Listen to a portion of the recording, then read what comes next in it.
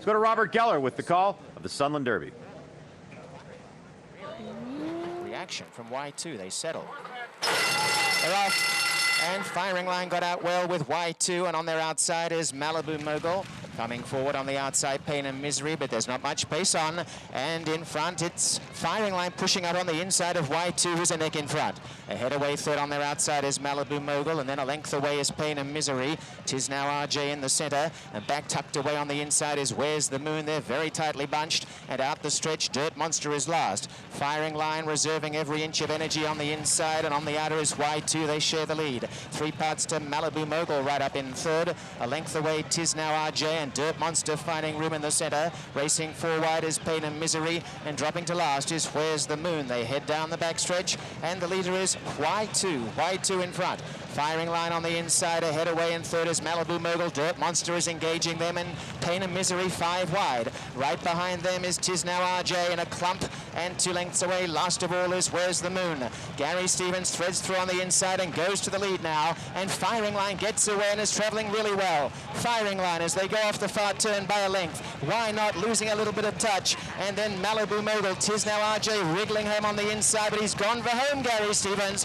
and Firing Line's 2 in front. 'Tis Now RJ has gone to second. Running home from the back is Pain and Misery, and on the inside, Where's the Moon's making a late run. They go inside the quarter, and he hasn't moved on Firing Line. Turns in front in the Sunland Derby, and it's Gary Stevens and Firing Line just toying with him. Firing Line well ahead, and it's a battle for the minors. 'Tis Now RJ, Where's the Moon on the outside, but this is an absolute exhibition of class and amazing talent. Firing Line is going to just go around like a hand canter and heads to Kentucky with so much promise, full of ammunition. Firing Line by 15 lengths. Second, Where's the Moon, and then came Pain and Misery, and 'Tis Now RJ.